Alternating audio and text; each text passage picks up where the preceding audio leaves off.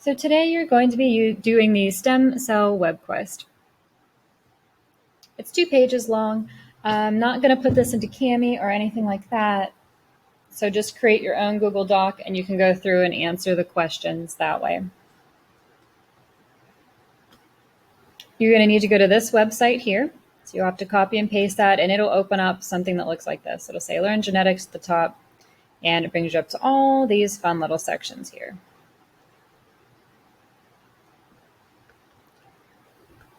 So it says the nature of stem cells.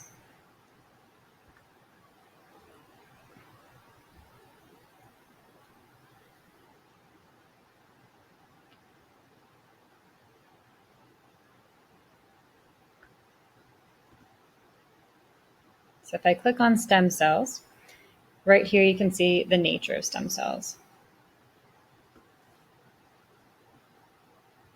So if I go through and I click on that, it's going to bring up this little video here. So you will need to watch the video. And I'll play that for you. But the things we're listening for, what does it mean for cells to differentiate? What is a stem cell? And in the space below, you're going to draw a blastocyte. If you are doing this on your computer at home, please don't worry about drawing anything on your Google document. It's, again, too difficult to do that. So we're just going to ignore number 3, and you'll answer questions 1, 2, and then 4, 5, 6, and 7 for that one. So ignore question 3 if you're learning remotely right now.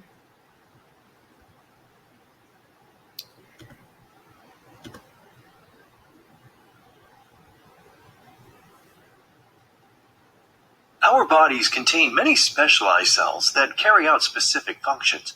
These specialized cells are called differentiated cells. In contrast, a stem cell is undifferentiated. Its role in the body is not yet determined. A stem cell can give rise to multiple cell types, including more stem cells. Stem cells play an important role in our bodies, from embryonic development through adulthood. Development begins when sperm and egg meet. This event produces a special kind of stem cell that has the potential to grow into a human being, as well as a placenta, which will nourish the embryo as it grows. For the first few divisions, all the cells remain undifferentiated. Each one has the same potential as the fertilized egg. As development continues, a series of instructions, or signals, gradually limit each cell's potential. Differentiation has begun. 1 week after fertilization, the embryo, now called the blastocyst, looks like a lopsided hollow ball.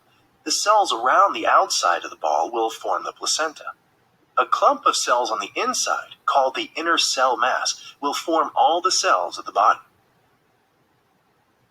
About 2 weeks after fertilization, the cells organize into 3 layers. Cell signals restrict the cell's potential even further. Each layer will give rise to a different set of cell types. A few weeks later, the cells of the outer layer, or ectoderm, have become skin, nervous system, and parts of the face and neck. The middle layer, or mesoderm, has become muscle, blood vessels, and the beginnings of bones and connective tissue. The inner layer, or endoderm, has begun to form the digestive and respiratory tracts and the glands that feed into them, including the pancreas and the liver.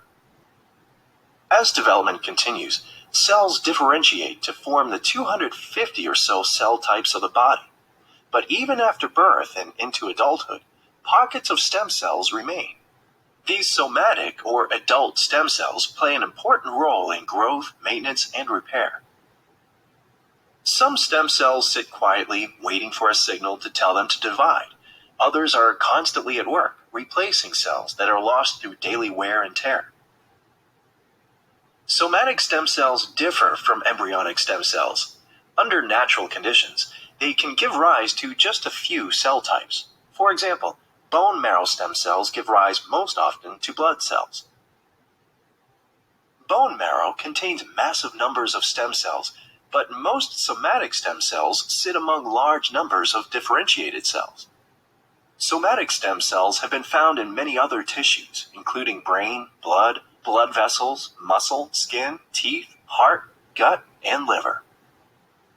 As we grow from fertilized eggs into fully formed human beings, stem cells give rise to all of our differentiated tissues and organs. Stem cells continue to play an important role throughout our lives as they help to heal and maintain our bodies. So you could go back and rewatch that video if you need to. But it does go through and it should have answered those questions for you.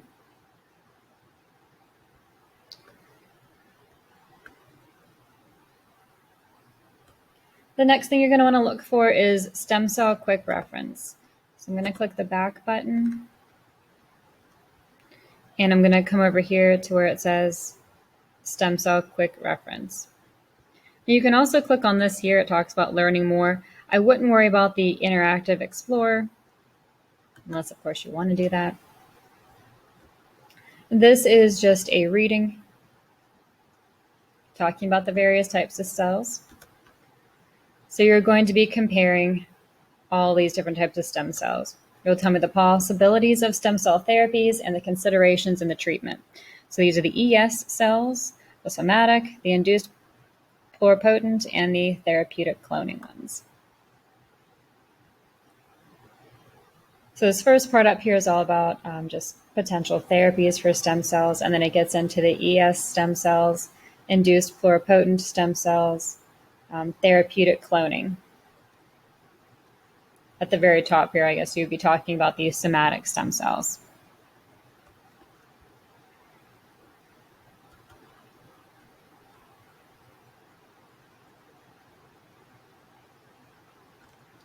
Go stem cells is the last part you'll be looking at, and it says click on what is a stem cell niche video clip. So you'll have to go back again.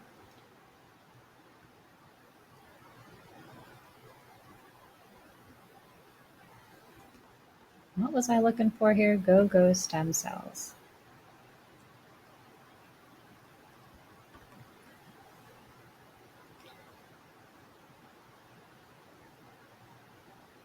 So I know that Adobe was supposed to be updated.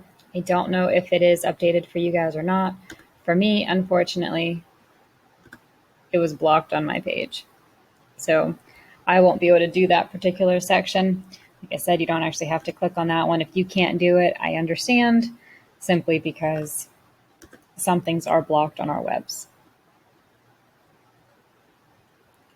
But once you finish, if you can't do this last part here, don't worry about it. Make sure you do complete the stem cell quick reference section now. And you will have to submit that to me. I'll talk to you later.